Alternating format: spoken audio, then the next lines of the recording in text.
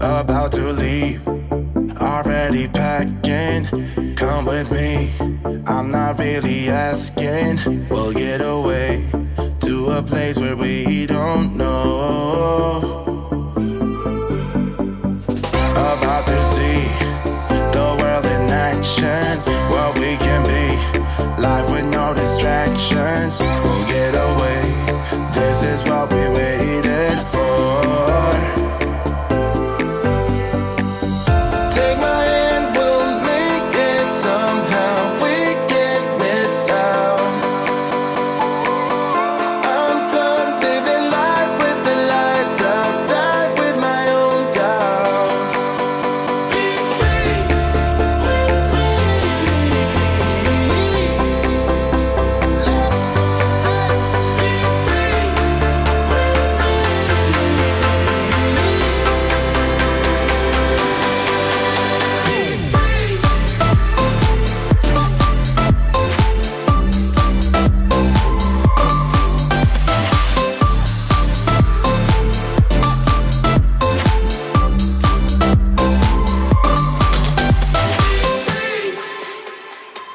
Not looking back, eyes on the freeway, Bonnie and Clyde, a classic cliche.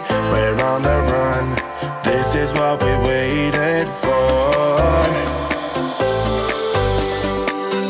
Take my hand, we'll make it somehow. We can't miss out.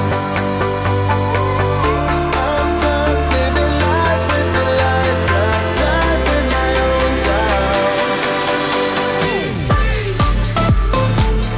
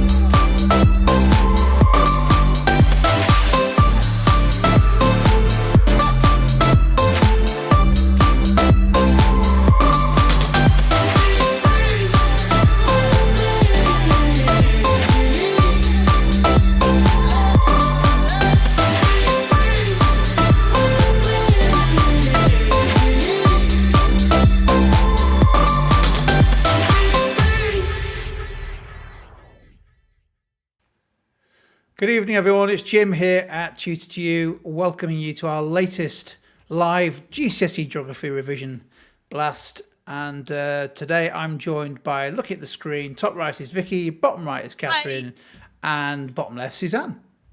Hi. Great to see you. And a change of focus this week. We're looking at the first of two sessions, I think, on the changing economic world, which is a really fascinating part of the AQA GCSE Geography specification. So welcome if you're joining us live. Looking at the chat window, quite a few students joining us live, but what we know from the stats last week, hundreds, in fact just short of 1,000 students have joined us on catch-up or replay. So a warm welcome to you too if you're watching on replay. Our live students get a chance to interact live in the chat and have a go at the questions and the time pressure. Whereas if you're watching on replay or catch-up, you do have the chance, if you wish, to pause the video and give yourself a little bit more time on the activities that Vicky and Suzanne and Catherine have put together for this session.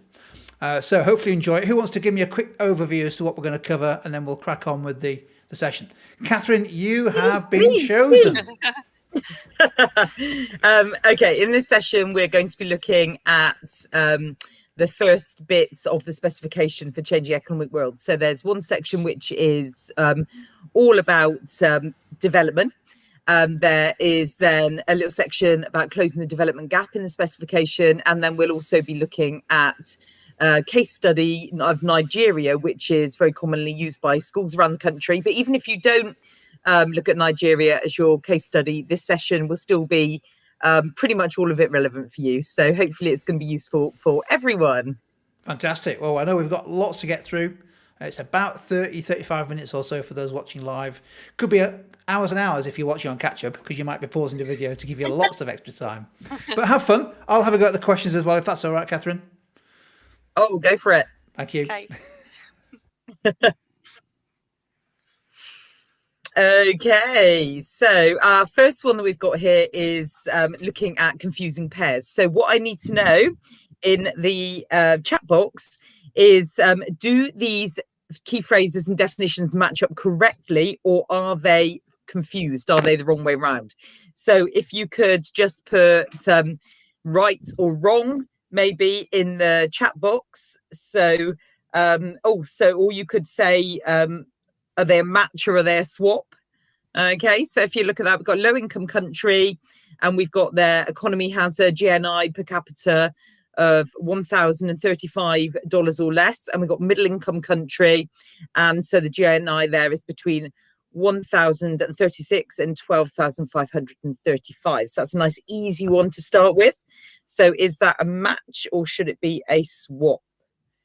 Right, okay, let's see the answer to this one. A nice little easy one to get you started. Right, so yeah, this is these are the figures that are on the website if you look for the World Bank, because the AQA specification uses the definitions that the World Bank has come up with. And one of the really interesting things to think about with this is that, you know, this is the measure of deciding what is a low income country, middle income country, high income country that's been decided on. But every time we think about these things, you know, there's issues behind it. So have a little think maybe in your own time about what issues could be resulting from the fact that these definitions are being used.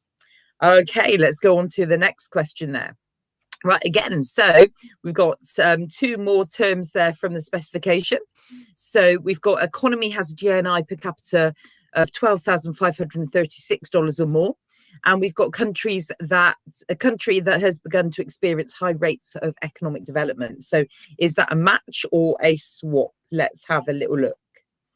Looking to see if any of you have got any answers. Right, Jita, do you reckon swap? Do you guys agree? Let's see the people watching live. Have we got any thoughts on that?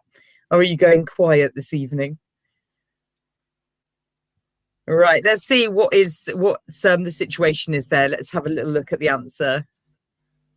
All right, okay, so yeah, so that one's swapped over. So we have got there the high income countries. You can see there it's done by the GNI per capita, and then newly emerging economies is actually a different term. So this isn't taking from the World Bank. This is newly emerging economy, quite a loose term in some ways to say a country that's begun to experience high rates of economic development. You know, quite hard to say really where you know, where that would start, where that would end. So that's always an interesting one to look at.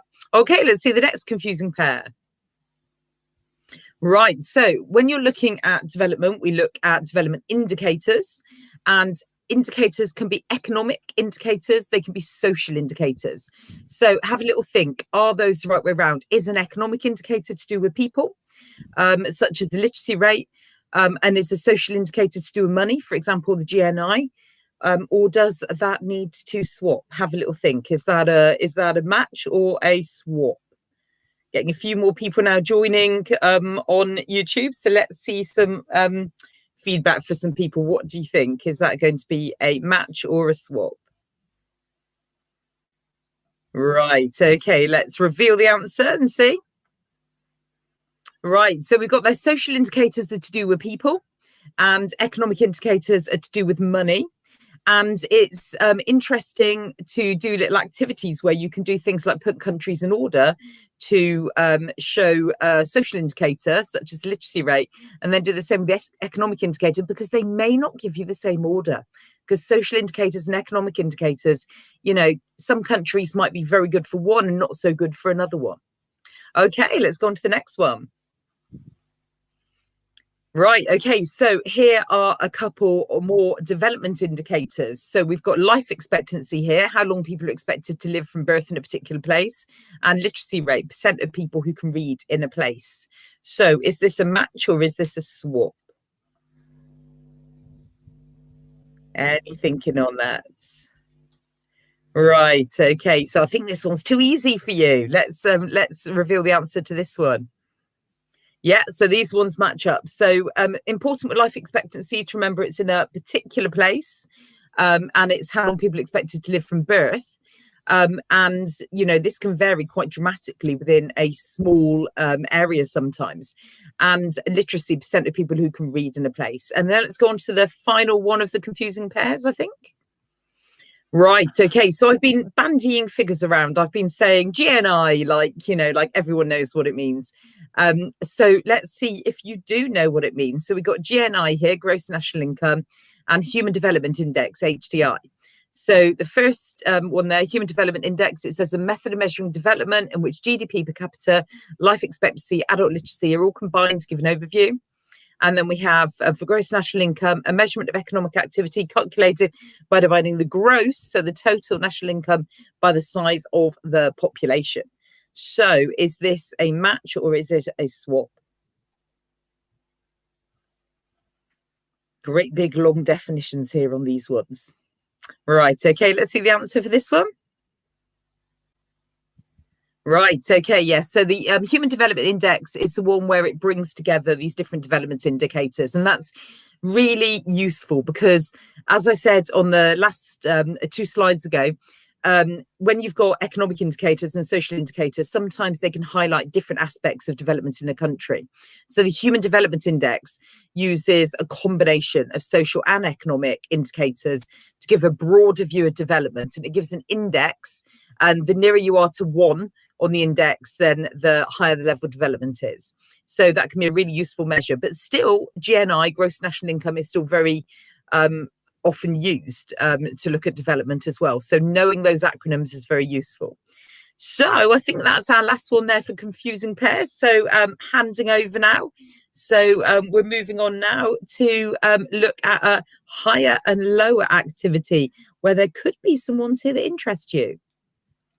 Thank you very much, Catherine. So yeah, we're playing higher and lower, and we're looking at infant mortality rate. So just to clarify, the infant mortality rate is the number of babies born per live 1,000 live births that do not make it to their first birthday. It's a really good measure of development in terms of it tells us a lot about healthcare. It also tells us a lot about the sort of the availability of food in the country. It tells us things about sort of vaccination programs that are in place for children.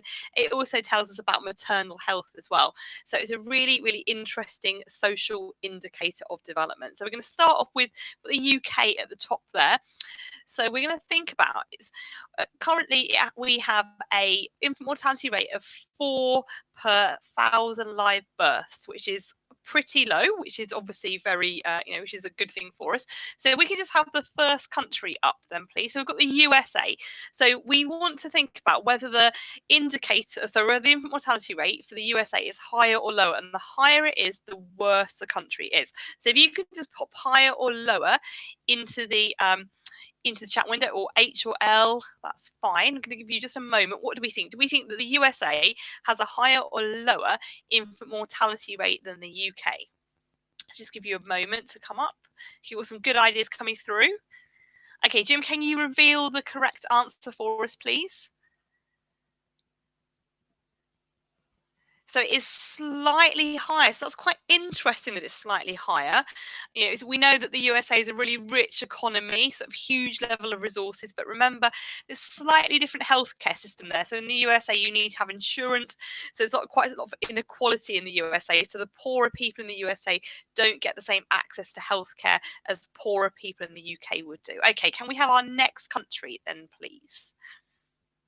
So this time we're looking at Cuba, so an island in the Caribbean. Okay, so it's part of North America. Okay, do we think that Cuba would have a higher or lower infant mortality rate than the USA? So the USA has 6. What do we think for Cuba? Is it going to be higher or lower? Is there going to be a significant difference between the two? Okay, so we've got some good answers coming through the chat window here. Okay, what do we think? Okay, Jim, can you show us the correct answer here? Perfect. So it is actually lower. So I think lots of people would have kind of guessed that perhaps it was a bit higher because there's quite a lot of poverty in Cuba. However, like I've said, the USA has that sort of that healthcare system, which makes it a little bit higher than perhaps we would think. Cuba has lots of, it's a country that's known for sharing out things. So the healthcare education system, not bad considering the poverty there. Okay, third country, please. So we're looking for Brazil this time. Okay, so we would probably refer to Brazil as a newly emerging economy. So do we think it has a higher or lower infant mortality rate? So again, pop your answers into the chat window. Okay, so we think lower. Okay, and Catherine has just popped in the chat window that Cuba prioritised healthcare with a dot on every block, which is obviously having a really good impact and making that infant mortality rate much lower than perhaps we would think. Okay, so we've got people now coming up with higher. Okay, a few people coming up the chat window that think Brazil is going to be higher than 4 per 1,000. So can we have the answer on the screen, please, Jim? Excellent. It is 12, but there has been an enormous reduction in the last few years in mortality in Brazil. And we know it's a newly emerging economy. We know that there's lots of in that death rate generally in the country get lower, but obviously that's going to have an impact on the infant mortality rate as well. So better healthcare, better education about pregnancy, all that sort of thing that is going to have a really good impact here. And finally, our last country, and it's a country that we are going to look at later in this revision blast. So we're looking at Nigeria. Do we think that Nigeria is going to have a higher or lower infant mortality rate than Brazil at 12? What do we think? Okay, so we've got some good answers coming through here. Do we think it's higher or lower? Excellent. Okay, Jim, can you reveal the answer for us? Perfect. So 74, so significantly higher than any of the others on the screen, which you probably would expect that. So there is lots of wealth in Nigeria through oil, but it's not equally shared. Nigeria is one of those countries where they have all sorts of issues around the government. So lots of people are still living in poverty. And like I said, we're going to look at that a bit later this session. Lots of you will have studied Lagos as a low-income city, so you will know a little bit about Nigeria. So really interesting. Like I said, it's a really good indicator of development, and it is one of those ones that tells us lots and lots of different things about the sort of state of social care in various different countries. Right, I'm going to hand over to Suzanne for multiple choice questions. Thank you. Right, so yeah, we've got some multiple choice questions for you, nice and quick. So the first one here, select your answer A, B or C. The DTM stands for A, declining transition model, B, detailed transition model, or C, demographic transition model. Either pause the clip now if you're working at home, or can I have in the live chat, please, what you think your first answer is to question number 1? So waiting here. See if anyone gets it first. A, B or C? Right. Oh, yep. We've got one coming in. So can we have the reveal, please? It is indeed C, the demographic transition model. So the word demo actually comes from the ancient Greek word meaning people. Transition is a process of change, and the word model in geography we use as a theoretical framework, and it often helps us predict particular trends in geography. And in this case, obviously, we're looking at population. So we're looking at how population changes over time. Right, question number 2, please. Thank you. Right, so thinking about that demographic transition model, we're now going to be thinking about stage 1, so right at the very start. Does it have A, a high birth rate and a low death rate, B, a high birth rate and a high death rate, or C, a low birth rate and a high death rate? So pop your answer into chat, or if you're working at home, write it down on a piece of paper. Okay, brilliant. Let's see the reveal.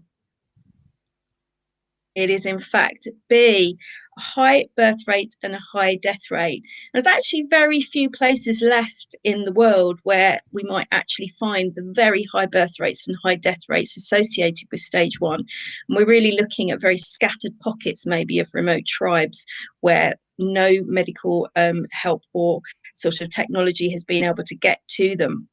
Right, question number 3, please.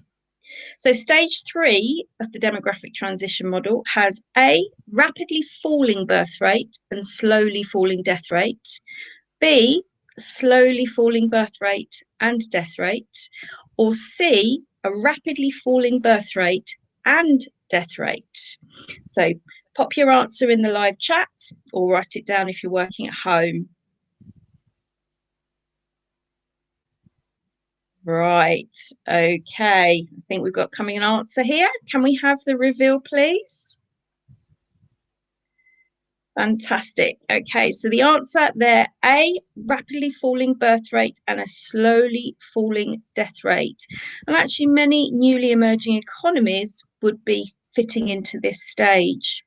Right, question 4. We're now going to think about stage 5, the very final stage at the moment of the demographic transition model. So is stage 5 of the DTM has A, rapidly falling birth rate and death rate, B, a low birth rate and very low death rate, or C, a very low birth rate and a low death rate? Okay, let's see if you can pop your answers in the live chat. And have we got anyone who's going to be first? Right, let's reveal. Brilliant, it's C. It has a very low birth rate and a low death rate. And this is where the population is actually shrinking. So we have less babies being born than people dying.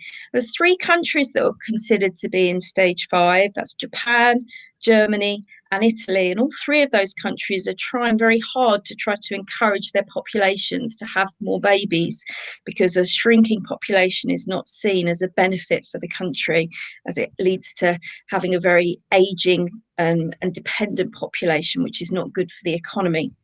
Right, question number 5, please. Right, so stage 2 of the DTM, so we're back towards the first stages at the moment, back in time. Stage 2 of the DTM has A, gradual natural increase, B, stable natural increase, or C, very rapid natural increase. If you can pop your answers into the chat, that would be great.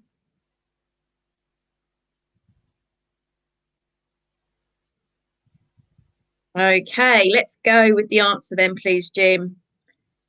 Fantastic. C. Okay, so it's got very rapid natural increase, and this is because the death rate is falling at this stage, but the birth rates still remain really high. It takes about a generation for people to realise that actually the conditions in a country have improved and that they don't need to have as many babies because they will survive. And remember, of course, natural increase as a definition is your birth rate and you subtract your death rate. So in stage 2, overall, it's high. Right, question number 6, please. So stage 4 of the DTM has A, rapid natural increase, B, a stable or slow natural increase, or C, a natural decrease. Okay.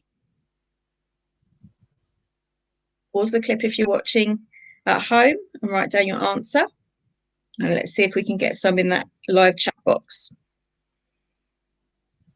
Brilliant. Okay, let's see what's happening in stage 4 then.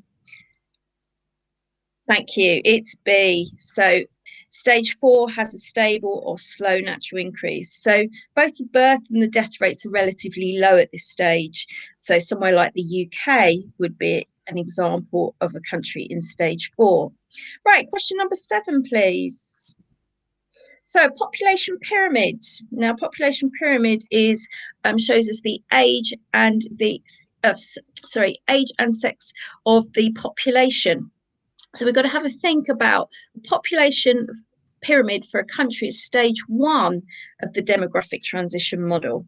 Do you think A it has a wide base, so that's the youngest people in the population, and sides that curve.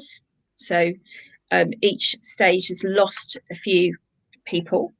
Has it got B, a narrow base and sides that curve out, or C, a wide base and sides that curve out?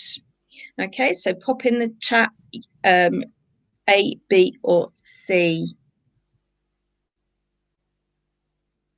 Okay, let's have a look at our answer. Thank you. It is A. Okay, so a wide base because there are lots of babies being born because there's such a high birth rate, but sides that curve in because there's a very high death rate. So in each age cohort, lots of people are being lost in that population. Right, question number 8, please. So a population pyramid for a country at stage 4 of the DTM has A, a narrow base and sides that curve out, B, a wide base and sides that curve in, or C, a wide base and sides that curve out. So pop into chat your answer. Lovely. Let's have the reveal, please. Okay, so it is A. So in stage 4, remember, we have a very reasonably low birth rate and a reasonably low death rate. So that counts for the narrow base because you don't have many children being born, and also the sides curve out because most people survive until much older age. Right, question number 9. An example of a country at stage 3 of the DTM is A, Kenya, B, Brazil, or C, Japan. You can think about what your answer will be. Stage 3. Okay. Shall we see the reveal? This is Kenya. Okay. So that has got a falling or relatively low death rate and a falling birth rate. Right. And finally, number 10. We've got an example of a country at stage 5 of the DTM. Now, you should be good at this one because I gave it away earlier. Is it A, Kenya, B, Japan, or C, Brazil? So make your selection. Decide if it's A, B, or C. Right, let's go for the reveal, please, Jim. It is, of course, Japan, as I said, and they're quite worried about what that's going to what that's going to happen to their population in the future and how they're going to look after their aging population. Right, thank you very much. I'm going to now pass over to Catherine for your next activity. Thank you, Suzanne, and really well done for that, because that was a lot of questions on the demographic transition model, and it's not necessarily the most exciting thing in GCSE geography, but it's something students often find tricky. And so hopefully people that are watching this on replay have gone through that, thought really carefully about it, maybe even sketched some little diagrams to go with it, because you know, knowing these things can really help the understanding of a lot more than just the model itself, but the different situations in development. So I think this one's probably a lot easier than the last one. So if you have a little look here, you can see that we've got reasons for uneven development. So we've got, as we've looked at already, when you look at different development indicators, and you can classify countries in different ways according to how developed they are. Now, around the world, we have countries at different level of development. So why is that? So what you're going to do is think about which of these reasons are historical reasons for uneven development, which are physical reasons, and which are economic reasons. So if we start the clock now, and if you are watching live, then you can have a go at putting, maybe you could put historical, and then you could put which numbers you think are the ones that are historical, and then put physical and think which ones are physical, and then put economic and think which ones are economic. Now, for some of them, you might look at them and you might be thinking, oh, I don't know, that could be between two of them, because one of the wonderful things about geography is that everything is so interconnected. So there might be something that goes in one category here, but you will be able to see definite links to other aspects as well. So have a little think about which categories will be the main ones for each of these. Like I say, there will be interlinking as well.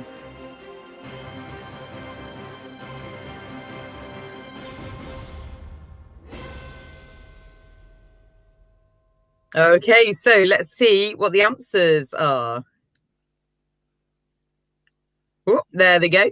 So historical reasons. So for historical reasons there, we've got colonialism, and that's a really important one, particularly whichever country you've looked into for your LIC or NEE. Think about its colonial past. Which power colonized it? Most places you'll have studied will have been colonized, and what impact did that have? So that's a really interesting one to look into. Also, conflict can have a massive impact on development, and political stability or instability can have a big impact. And like I said, this is going to link across because, for example, if you've got political instability, then maybe industries from other countries might not want to go in and set up in a country if they're worried about the political situation. So we do have this interlinking. We also have their physical reasons. So if a country's landlocked, if it doesn't have access to a coastline, it's going to be difficult for it to trade, linking with economic. Different countries have different natural resources available to them. And what's quite sad about natural resources is that it's not just countries that don't have natural resources that can sometimes be less developed. There are some examples of countries like the Democratic Republic of Congo, which have amazing array of natural resources, but those resources can sometimes then link to conflict. We also have the issues of climatic hazards and climatic diseases. So, for example, thinking about things like tsetse fly and malaria that are related to climate and are found in certain parts of the world that can affect development. And then, of course, we've got economic reasons. We've got poverty, which interconnects to so many of these other aspects. And the world's trade systems, which are in operation around the globe, they also tend to work so that the rich countries get richer and the poorer countries get poorer. And if you find that interesting, a shout out for studying A-level geography, because you do a lot more looking into those sort of issues if you choose to study geography at A-level. So, right, okay, handing it over now to Vicky, I think, for the next activity. Super, thank you, Catherine. So we're going to move on and look at a chain of analysis that focuses on fair trade. So if we can have that on the screen, please, Jim. So these sentences are going to have a look, basically need to be arranged to tell us how fair trade schemes make producers increase their quality of life. Okay, so we've got 5 different statements on the screen. You just need to pop them in the right order. You just need to put the numbers in the right order in the chat window. So while reading through to you, I'll give you a couple of minutes to try and put them in the right order. Obviously, if you were watching this at home, not live, then you can pause the video for a little bit because there's quite a lot of text here to read on the screen. So our first statement is higher prices can be charged for processed goods, so farmers increase their income. Number 2, healthy families live without the burden of poverty and they have a higher quality of life. Fair trade schemes mean that producers get paid more and there is also a premium paid to the community. If farmers have more income, they food and medicine for their families, improving their health. And this money can be used to buy machinery, which will increase yields and could be used to process raw materials. So the idea of yields just is an increase in the amount of crops that you are able to grow. And obviously that's a good thing. So these need to be popped into the correct order as they currently are not in the correct order. These chains of analysis activities are quite good for helping you revise for those 4 and 6 marker questions because they're good in the way that they enable you to think about the knock-on effects and how one thing leads to another that leads to another. So if you were answering something similar to this in a 6 marker question, you could connect these chains with those connective words like this means that, therefore, this leads to. Okay, so I'll give you a minute or so to try and get these into the correct order. We appreciate it is quite tricky when you're doing it live. So we're looking at how these statements here all lead to fair trade improving the quality of life of people in those low-income countries. Remember, low-income countries, those people are often really dependent on farming. In the past, have had a really unfair deal with trade, particularly getting the smallest profits available. Okay, we've got a few answers coming through here. Appreciate it's tricky with a lack of time. So, Jim, can we have them popped into the correct order, please, on the screen? Okay, thinking about fair trade. So fair trade schemes are set up to mean that producers will get paid more, and there's a bit of a premium that is paid to the community. And we can talk about that a little bit more in a moment. And the money that they get that's a bit extra can be used to buy machinery, which is going to increase yields, which is going to be, it can also be used to process raw materials. So obviously, if you're increasing those yields, then you are going to be growing more, therefore you've got more to sell. That's going to make your profits get higher. And if you are going to be using machinery to process raw materials, then your farming is going to be more efficient, and again that is going to increase those yields. Okay, we move on then. We've got higher prices can be charged for processed goods, so farmers increase their income, which is obviously a good thing.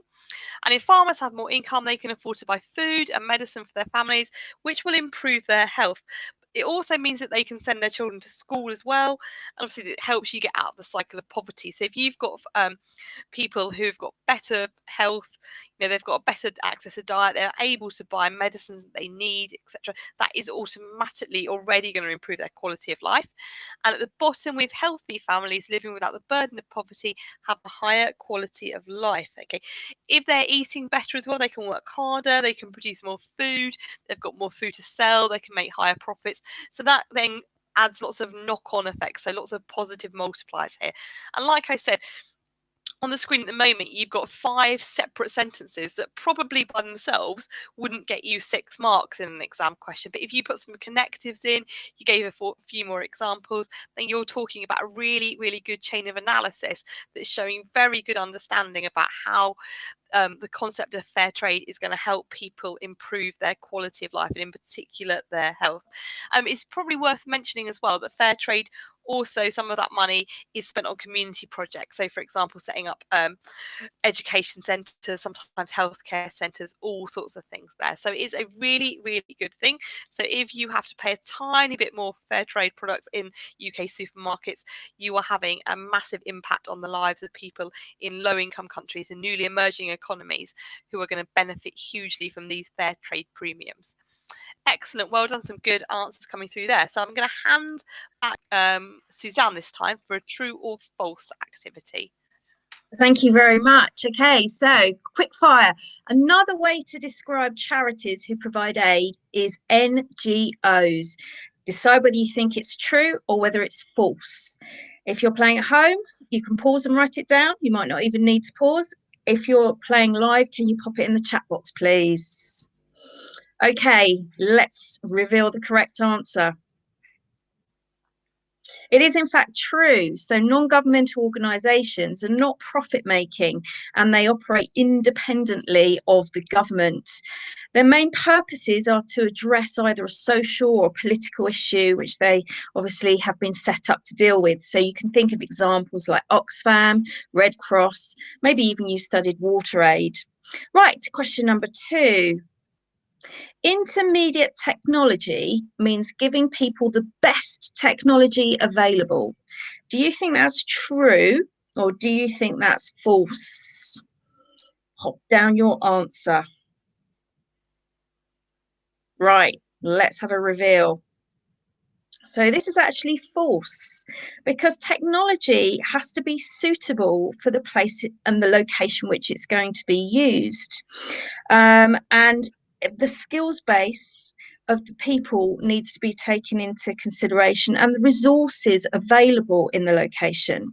So an example is another is an NGO, so a non-governmental organisation called Practical Action, and they work very much with looking at trying to introduce intermediate technologies into the locations that they work in. One of them is Nepal, where they actually realised that there was a real problem with smoke-related diseases from fires within people's households, and it was killing 22,000 people a year. So they created a very simple smoke hood and improved the stove design. So now most of the smoke is actually drawn outside of the house, and they've reduced it by 80%, saving many, many lives. So a very low-tech solution to a very serious problem. Right, question number 3, please. Microfinance loans are small loans which people can invest in the small businesses to improve their income. Well, do you think that's a true or a false statement? Okay, pop down your answer and let's see the reveal. It is in fact true. So these are small amounts of money that people can borrow, and they can set up small businesses. So something like maybe buying some chickens and setting up a small poultry business, or basket making, or buying a sewing machine and setting up a small kind of tailors or clothing alteration service. So and some of them have been very successful. Right, question number 4, please. Debt relief means writing off all of the debt for a country. True or false? Pop down your answer. Okay, shall we see the reveal? Thank you. It's false. So this is actually debt relief was given to heavily indebted poor countries, but they had to do some certain things in order to get this debt relief. They had to demonstrate they could manage their economy. There had to be no corruption in their governments, and they had to agree to spend the debt money on education, healthcare, and reducing poverty. And some people have argued that this has not been particularly effective in some locations. And there's actually 36 countries now which have qualified for this type of debt relief. Right, final question, please. Investment, industrial development, and tourism are all strategies which can close the development gap. True or a false? Write down your answer. See if you can pop it into the live chat. Let's have a look. Right, okay. Could we have the reveal? It is in fact true, and it's likely that you've probably done a named example in your studies in school, and it might link with our next slide. So if I can have the next slide, watch out. Ooh! Here we go. So this is our case study alerts. And you can actually see there in the image, Ikoyi, which is a very, very, very wealthy neighborhood in Lagos. It's actually called the Beverly Hills of Lagos, so Nigeria. Now, as you know, you need to have a case study for this unit, changing economic world, and Nigeria fits in as a newly emerging economy. You need to make sure you know about why it is important in West Africa, why it's important to the continent of Africa and internationally. Ensure that you know the historical background, so its links back to colonialism and its links with the UK, which Catherine was talking about earlier, and some of the reasons for the development, so some of its resource bases. And also looking at today in its modern political and social context from its independence, and the many opportunities and challenges which have been created trying to manage and develop this very large multi-ethnic and multi-faith population. There are really clear contrasts between the different regions, particularly between the north and between the south, which is obviously where Lagos is located, and between rural and urban. So there's enormous economic inequality between some of these different regions and areas. You've probably had a focus on a particular industry, maybe even oil processing in the Niger Delta by TNCs like Shell. That's a very, very common named example to be covering.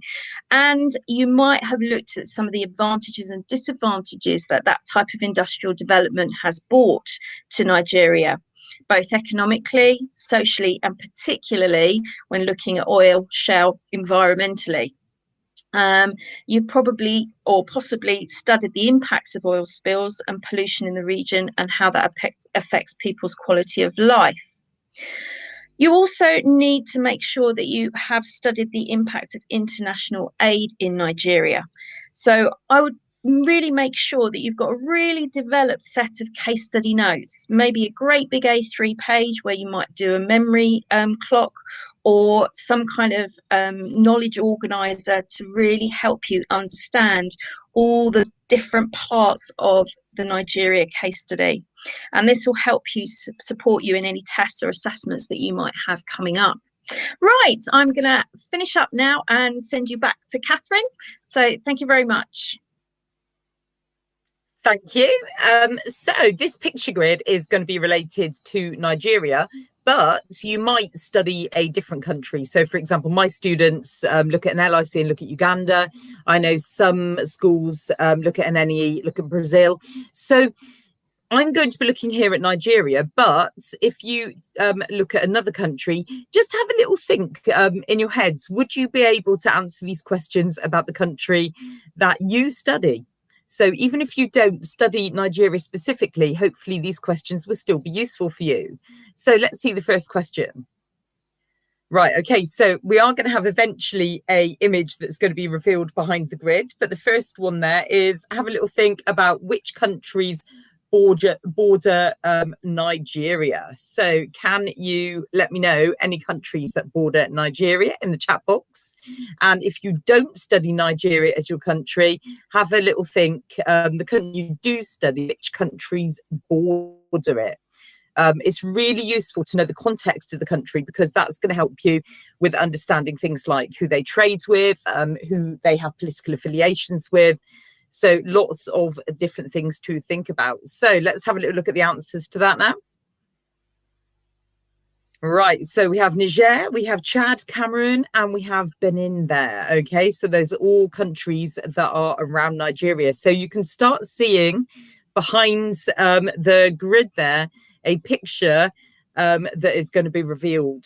So which European country colonized Nigeria in the past? When we were thinking about uneven development, we mentioned colonialism and imperialism, and this is something that's very important to understand. As Suzanne was just saying, it's very relevant to Nigeria, but it will also be very relevant pretty much whichever country you've studied. So let's have the reveal now and see which country it was.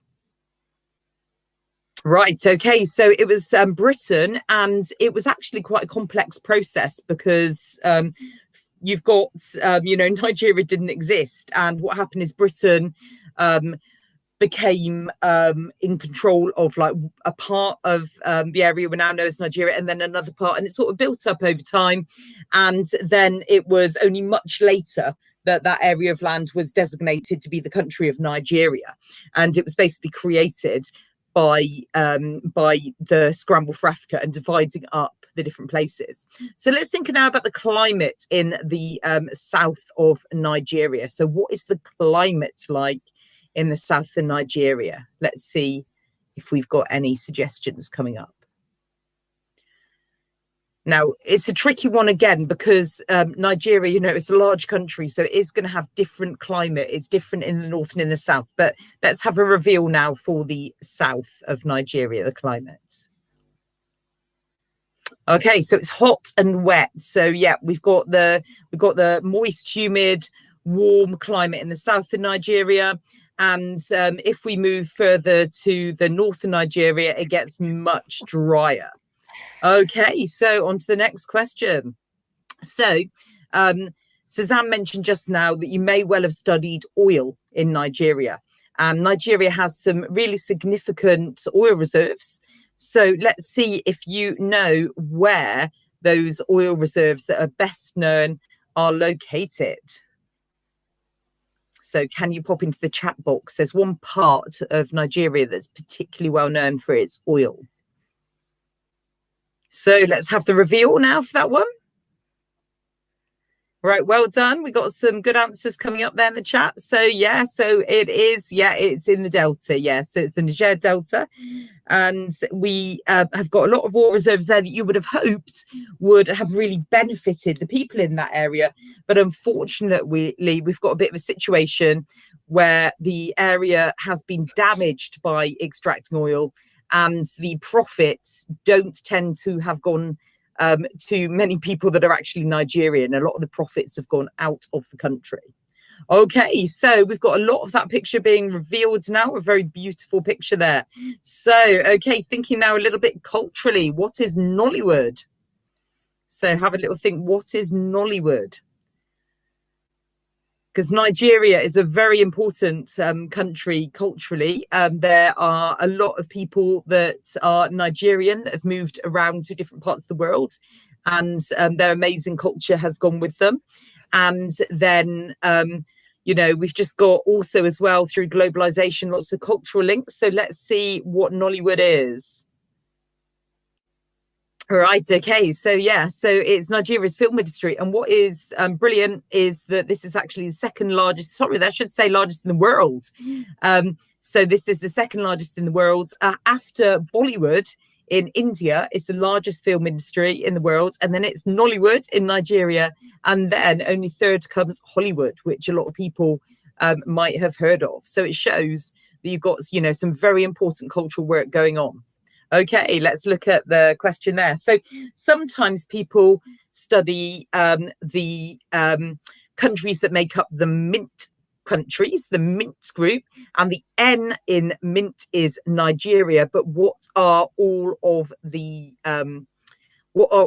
countries that form the MINT group? So see if you can come up with the others. So we've got Nigeria is the N in MINT. And these are countries that a few years ago, people were saying, wow, these are the countries to watch. These are the ones that are really rapidly developing and are showing massive growth in industry. So, right. Okay. So let's see the answer to this.